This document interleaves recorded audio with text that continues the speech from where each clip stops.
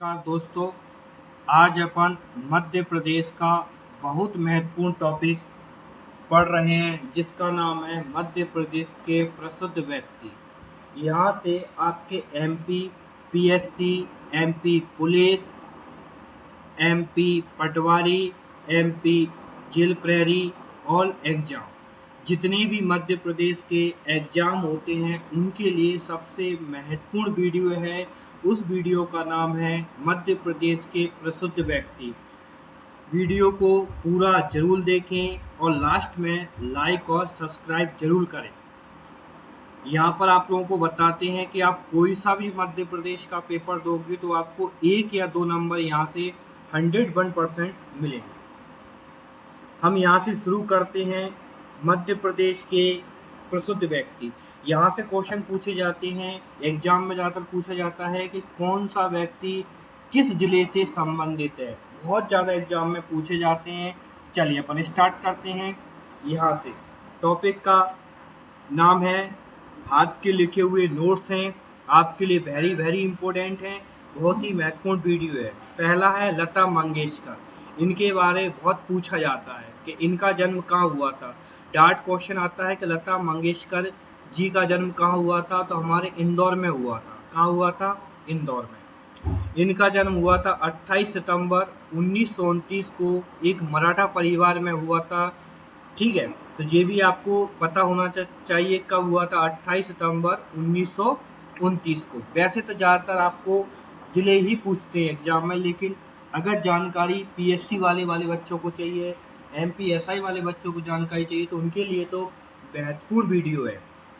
ठीक है, जेल प्रहरी में 2-1 क्वेश्चन यहाँ से पूछे जाते हैं। तो इनका जन्म हुआ था 28 सितंबर 1929 को एक मराठा परिवार में हुआ था। इनके पिता का नाम था पंडित दीनानाथ। पूछ सकते हैं कि लता मंगेशकर जी के पिता का नाम क्या था? पंडित दीनानाथ। माता का नाम था श्रीमती मंगेशकर।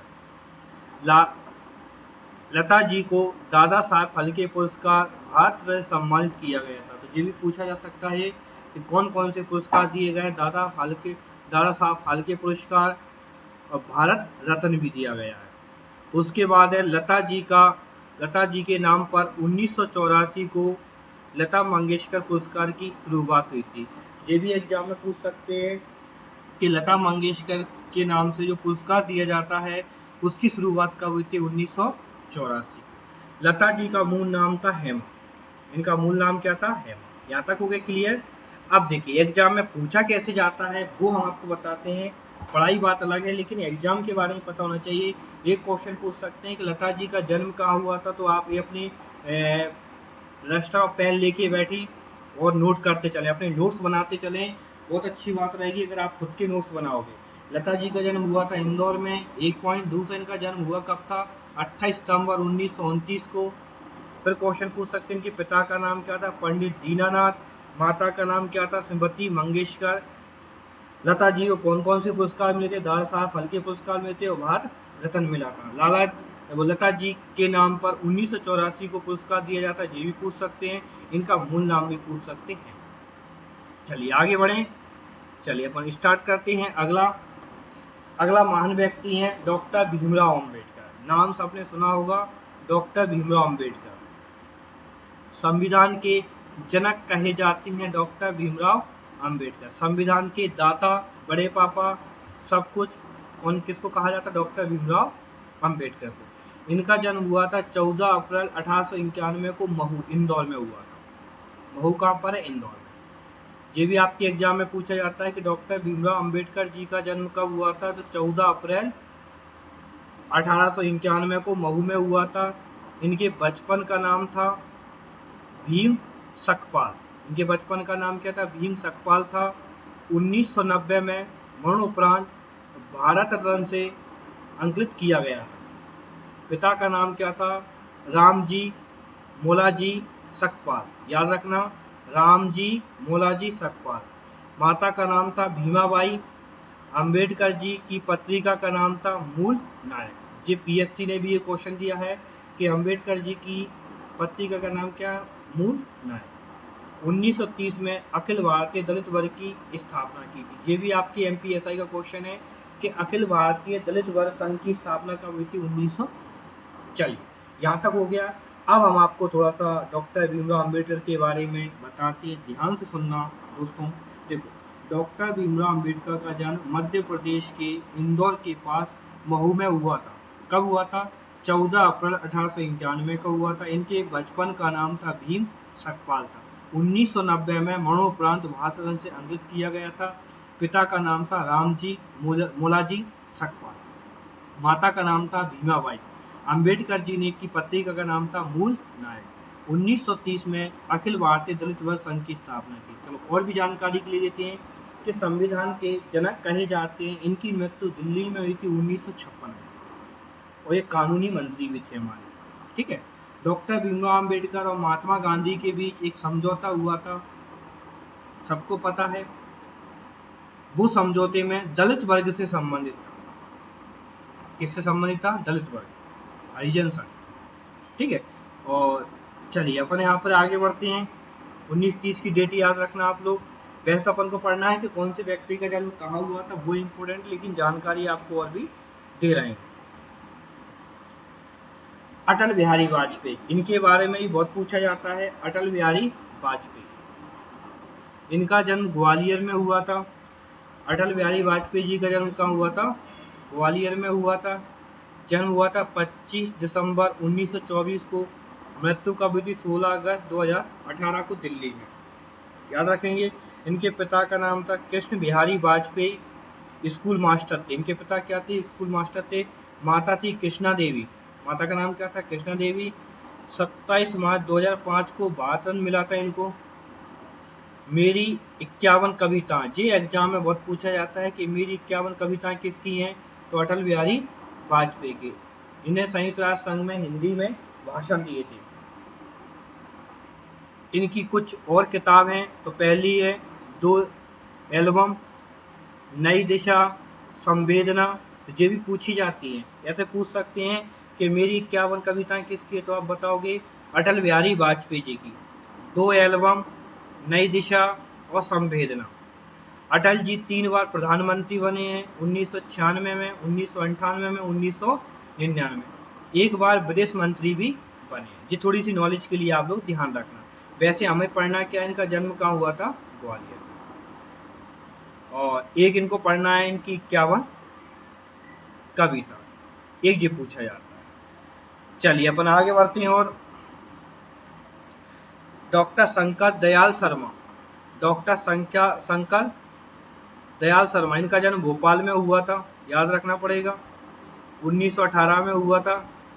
भारत के उपराष्ट्रपति एवं राष्ट्रपति बने थे। ये भारत के उपराष्ट्रपति भी थे और राष्ट्रपति। कौन? डॉक्टर शंकर दयाल शर्मा। वैसे आपको बस याद रखना है कि जो व्यक्ति हैं वो मध्य प्रदेश के किस क्षेत्र से संबंधित है। इनका जन्म हुआ था 19 अगस्त 1918 को। अगले हैं रघुराम गोविंद राजन, नाम तो आपने सुना ही होगा। जो हमारे आरबीआई के गवर्नर थे 23वें, रघुराम गोविंद राजन का जन्म भोपाल में हुआ था। कहाँ हुआ था? भोपाल में। रघुराम गोविंद राजन का जन्म भोपाल में हुआ था। 3 फरवरी 1963 को हुआ था। राजन जी आरबीआई के 23वें गवर्नर थे। जी कौन से गवर्नर थे? 23वें गवर्नर थे। 2013 से 2016 तक रहे थे। ठीक है, तो 2 व्यक्तियों के बारे में आप याद रखोगे। पहला है शंकर दयाल शर्मा। देखो हम रिपीट कराते हैं। शंकर दयाल शर्मा, एक ऑब्जेक्टिव वीडियो भी बनाएंगे इसका। शंकर दयाल शर्मा, इनका जन्म कहाँ हुआ था? भोपाल में।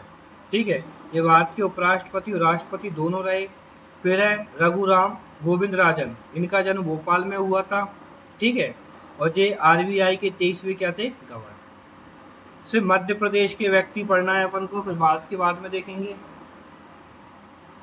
ठीक है, चलिए तो यहाँ से अपन अगले वीडियो। कैलाश सत्यार्थी, ये भी एग्जाम में बहुत बार पूछा है, काफी वेरी वेरी इंपॉर्टेंट है ये। कैलाश सत्यार्थी के बारे में भी पूछा जाता है। ठीक है, इनके बारे में काफी बहुत सुना है। कैलाश सत्यार्थी, इनका जन्म हुआ था विदिशा में, याद रखें। इनका जन्म कहाँ हुआ था? विदिशा में। 11 जनवरी 1954 को, 11 जनवरी 1954। ठीक है, आप लोग सबसे ज्यादा बच्चे देखना कि इनका जन्म कब हुआ था, जन्म कहाँ हुआ था, वो इम्पोर्टेंट है। वो तो क्या है, आपको नॉलेज के लिए पीएससी वाले बच्चों, एमपीएसआई वाले बच्चों के लिए काफ़ी डिटेल से बताया जा रहा है। ठीक है। कैलाश सत्यार्थी जी का जन्म कहाँ हुआ था? विदिशा में हुआ था, याद रखना। 1980 में बचपन बचाओ आंदोलन की स्थापना की थी। ये वेरी वेरी इंपॉर्टेंट है, याद रखना। पूछा जाता है एग्जाम में, ये डायरेक्ट पूछ लेते हैं एग्जाम में कि बचपन बचाओ आंदोलन की स्थापना किसने की थी? बचपन बचाओ आंदोलन की स्थापना की थी कैलाश सत्यार्थी जी ने। और कब की थी? ये याद रखना, 1980 में। कैलाश सत्यार्थी जी एक भारतीय बाल अधिकार कार्यकर्ता और बाल श्रम के विरोध पक्षधर थे। वर्ष 2014 में इनको नोबेल शांति पुरस्कार से भी सम्मानित किया गया था। यह पुरस्कार उन्हें पाकिस्तान की सामाजिक कार्यकर्ता मलाला यूसुफजई के साथ दिया गया था। तो ये भी काफी इंपॉर्टेंट है, वेरी वेरी इंपॉर्टेंट क्वेश्चन है। ये क्वेश्चन को आप नोट कर लीजिए। तो देखिए कैलाश सत्यार्थी जी के बारे में अपन को क्या पढ़ना, ध्यान देना। एक तो ये पढ़ना इनका जन्म कहाँ हुआ था? विदिशा में। पढ़ना आपको सारी चीजें, प्राथमिकता किसको देनी है वो पहले देखिए। कैलाश सत्यार्थी जी का जन्म हुआ था विदिशा में, ये एग्जाम में पूछते हैं। बचपन बचाओ आंदोलन से संबंधित है। बचपन बचाओ आंदोलन से कब शुरू किया था? 1980 में। और ये एक भारतीय बाल अधिकार कार्यकर्ता भी थे, बाल अधिकार। और 2014 में, ये डेट याद रखना, कब? 2014 में इनको नोबेल शांति पुरस्कार से सम्मानित किया गया था। और किसके साथ किया गया था? तो इनको जो सम्मानित किया गया था तो पाकिस्तान की एक सामाजिक कार्यकर्ता है मलाला यूसुफजई के साथ इनको सम्मानित किया गया। चलिए आगे बढ़ते हैं अपन। अब आते हैं Kishore Kumar, very very important. लगभग जितने भी हाथ से लिखे हुए नोट्स हैं सारे इंपॉर्टेंट है, हर कंपटीशन में कहीं ना कहीं पूछे गए। किशोर कुमार, इनका जन्म मध्य प्रदेश के खंडवा में हुआ था, जी याद रखना। किशोर कुमार का जन्म कहाँ हुआ था? खंडवा में हुआ था। 4 अगस्त 1929 को हुआ था। भारतीय सिनेमा के मशहूर गायक थे, ठीक है, सब लोग जानते हैं।